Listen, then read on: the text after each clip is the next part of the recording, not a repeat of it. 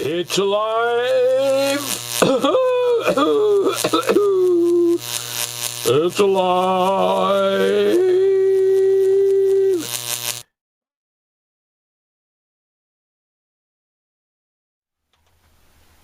Good afternoon.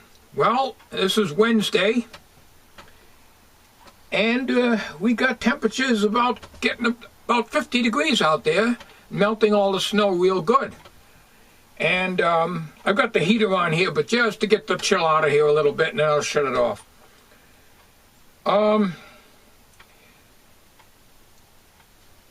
First of all, I want to mention something before I get started on the actual subject of this video. I ordered on eBay 18,000 ohm 10 watt resistor. I think there was a package at 2, the 5%, for that 18,000 on the rheostat. In addition to that, I found one other resistor in there with 10,000 ohm. That was 11,500 ohms, it read. And I used two of my fluke and my other meter to verify that. And they're within a fraction of an ohm difference.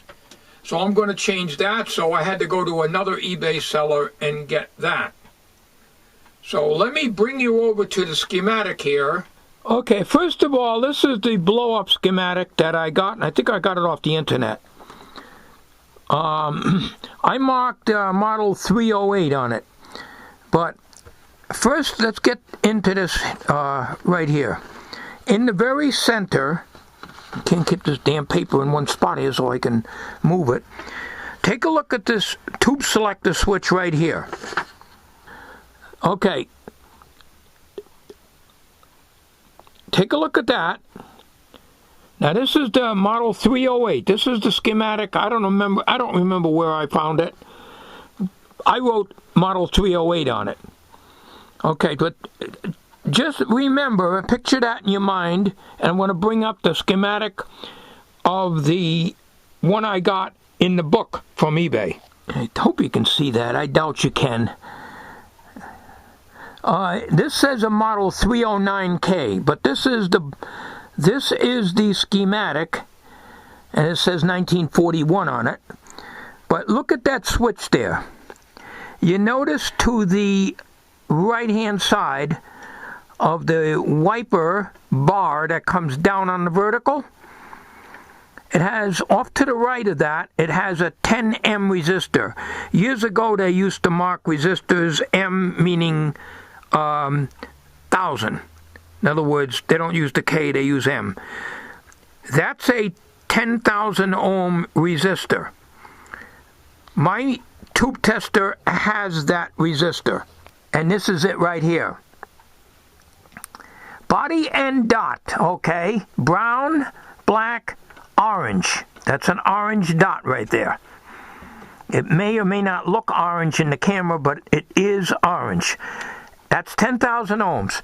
If you notice this wire right here and this little piece of wire sticking up over here, I left them in there because I took out the capacitor, which was a 0.03. You can just barely read it, but it's 0.03 paper capacitor. I usually clip them and leave the leads long, so make sure I know where it goes. This here is a 630 volt 0.033, but it reads 0.03 on my capacitor meter that I got from Sal's Capacitor Corner. So I'm going to be replacing that with this, but not today. Just about everybody said just repair it, replace whatever is out of tolerance, and that's it. And that's exactly what I'm going to do. This reads 15 ohms. I had to go through several of my meters. On this meter here, this reads accurately on the 10,000 ohm, which is actually the 20,000 ohm full scale right here. But on the low resistance, it reads high. So that's why I was reading 16.5 ohms. So this needs calibration on the low ohms. My Fluke 73 and the Radio Shack meter both read right on at 15 ohms exactly. So I trust these meters. I will have to get that digital one. I'll have to see if I can calibrate. It's probably just an adjustment inside on the low ohm scale. So when I get to where I'm going to replace this, even it reads 11,500 ohms. And on that scale, this meter's right on, and these two are on. So they all agree on that scale. It's just that the digital one is off on the real low ohm scale. So anyways, getting over to here, I had to disconnect it from the meter. Just loosened the nut and lifted it off, and it read exactly 15 ohms. It's 14 and a half. I'm not going to worry about a half an ohm. I'm sure that's going to be okay. It's strange, it read different when I connected it up to the meter, even though I had the meter shunted out. And I put my clip here and clip here, and I did it many times over to verify it, and it reads 15 ohms when it's completely out of the circuit. It reads higher. It reads about 15 and a half ohms in the circuit. Don't ask me why. It just does. So I've got on order and has been shipped 18,000 ohm 10 watt 5% wire wound. This is wire wound, so it's not going to hurt anything. 10 watt, but I don't think that's a 10 watt. These old resistors are probably like maybe 2 watts at that size. On this, I had to order from another eBay seller, and that's also been shipped. I ordered 2 watts, flame-proof metal film, 5%, 10,000 ohm. I could have put a wire wound in there, and I don't think it matters, but there may be a reason why. This is a carbon comp resistors, and they always go up in value. It probably wouldn't matter if I used a wire wound in there, but I decided to use a flame-proof carbon film resistor in here, 2 watt. Now this thing is, it's about 1 3/4 inches long. 1 3/4 inches long. It's hard to judge the wattage of this. As you can see, the tube selector switch right there, that's the one that's marked 10M. That's not my handwriting. That was on the print when I got it. And this one also has the correct, shows the rheostat down below on the primary here. If you look at the blow-up schematic that I got off the internet, which is supposed to be the 308, it does not show that resistor. Now, before we get on to another subject of this video, I want to make a point, bring a point out across here. Over here, you've got 3 resistors, and I'm going to show you where they are in the circuit. You've got a 5,000 ohm right here when it's in the diode position. You've got a 1,000 ohm right here in the B type position, and then you got a 200 ohm resistor in the regular setting. And then you've got your shunt control, which is 200 ohms, and a resistor across that on the slider, 388 ohms. On the schematic I got in the book, with the manual, it agrees with that, as you can see over here. That's that. So in other words, this schematic is the correct schematic for my tube tester.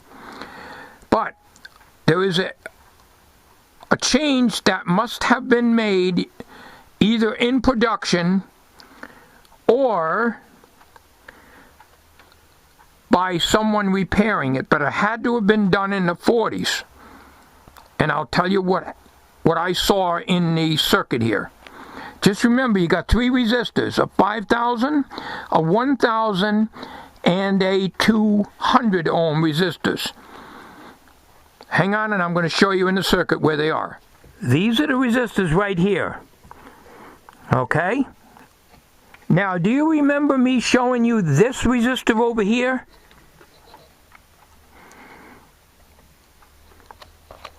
This flexible resistor?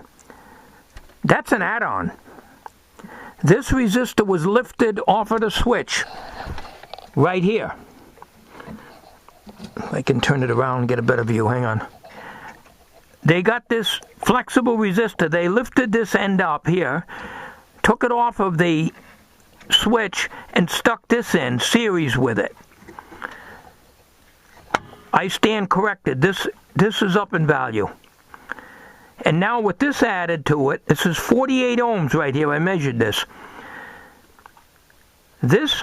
These two are 100 ohms over range now because of adding this. If I take this out, it's about 50 ohms high. This resistor went up high.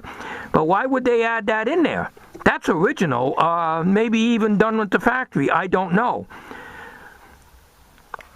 That resistor is not on the schematic. This is supposed to be 200 ohms, wire wound.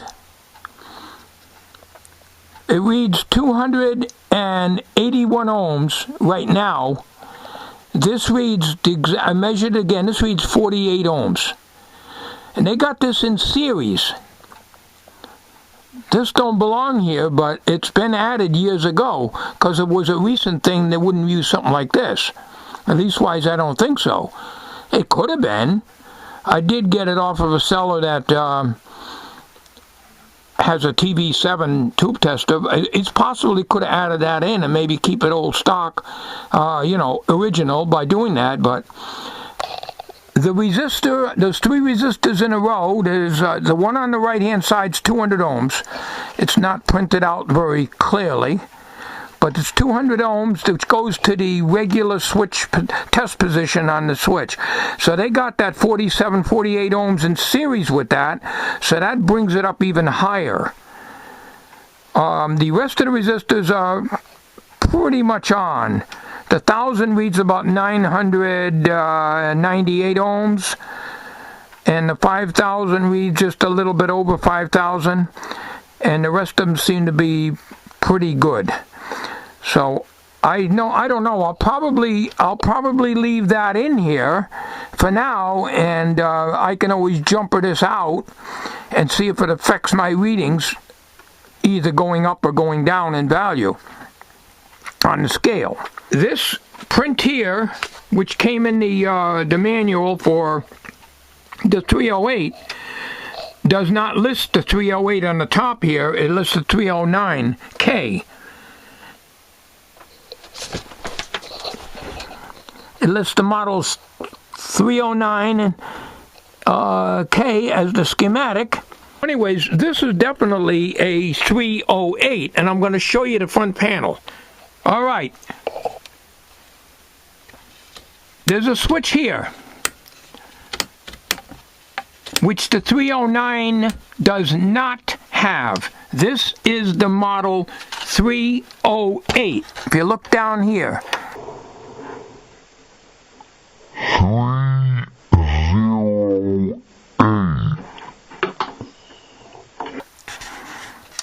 Now study it carefully in case any of you guys are trying to hunt down the schematic. I'm pretty sure that this schematic, even though it says it's the 309, is more accurate than the one that's supposed to be for the 308. I don't remember where I got this, and who knows if this information is correct. All I know is I got it off of someplace on the internet. Don't ask me why. I don't remember where, because I don't remember. I simply did a screenshot of it, brought it to Infant View, and took a JPEG of it, a screenshot, and copied it, and then enlarged it, and then printed it out. But you can see that it's missing that resistor here, although everything else is the same, and I had to add in the slider down at the bottom here. There's an orange dot, or it could be red, here. There's a green dot here, and there's a green dot here. I have no idea what that means. So, I think that, yeah, this is the switch where those 3 resistors are. This is the regular setting right here. So, but the 309 does not have a switch here. It has a socket here instead. Or it could be a extra socket, like this is an extra socket here, a spare. But there could be a socket here too on the 309. The 308 has this switch here. So it has a total of 1, 2, 3, 4, 5, 6 switches and the control here. Okay, well, that's enough of that. Now we get on to the subject of this video.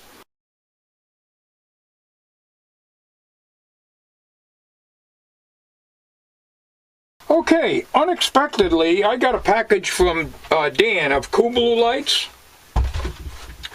And I'm going to try to open it here on camera. Dan had mentioned a week or so ago, maybe a little longer than that, on one of my videos, that it was saying, watch out in the mail, there's something coming for you, and no idea. I didn't ask for anything, but I noticed he's using Uncle Dorkle stamps. I thought they discontinued those because, oh, I don't know, but he's managed to got it. It's from Dan, COOLBLUELIGHTS, 27 Skunk Drive, Porker City, New York.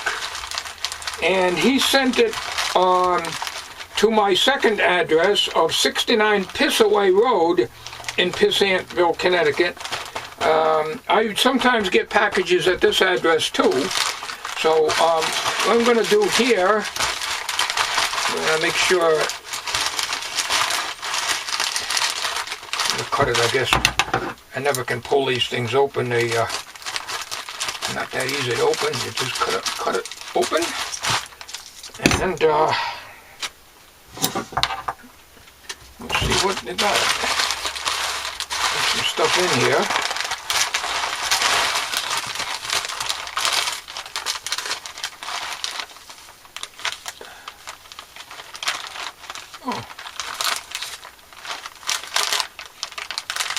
Decaf coffee. Okay, well, my son and my wife like decaf coffee. I drink regular.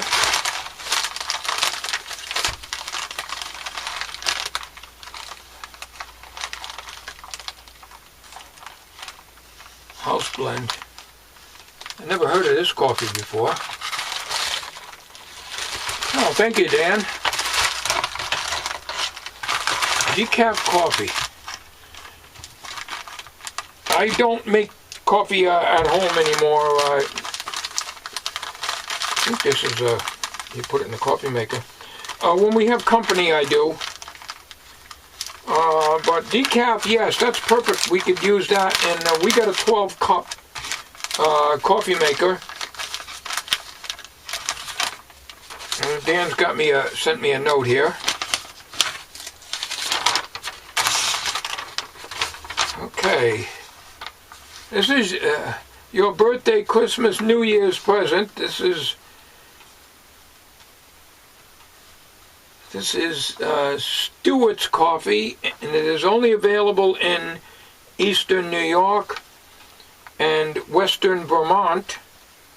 I hope you enjoy this coffee. Well, thank you very much. Thank you very much, Dan. Tommy is going to like this, probably. We will try it. I got to look at this to see how many cups this will make. Doesn't say.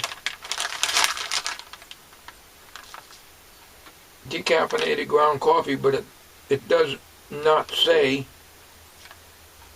how many cups. We have a 12-cup coffee maker, and I use 6 level coffee scoops when I make the coffee. And it comes out just perfect. It's not too strong.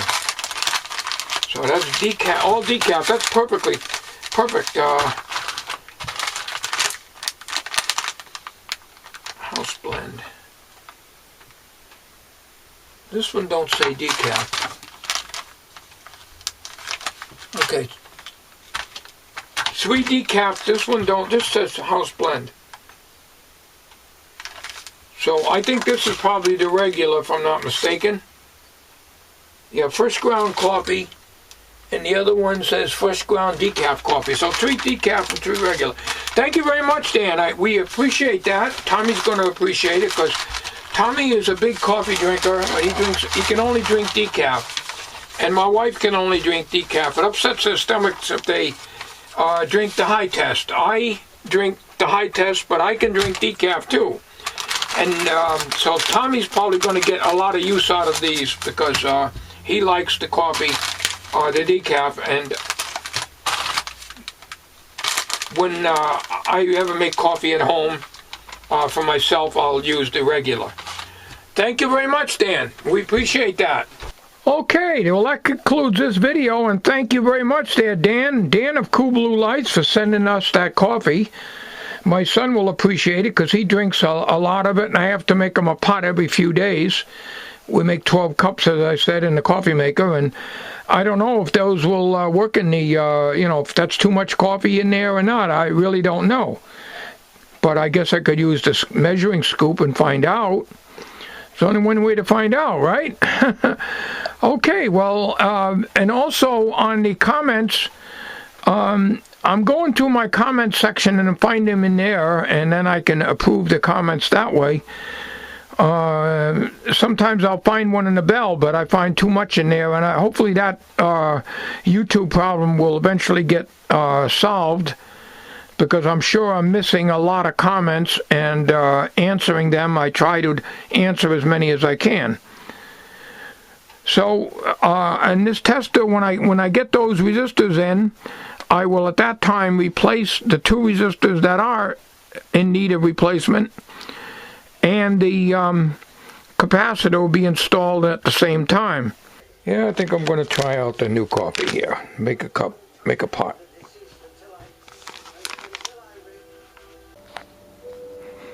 Smells good.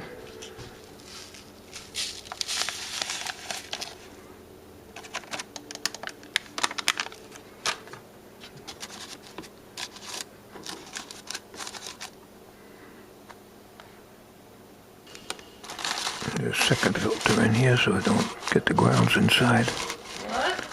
I'm just putting the second filter in here.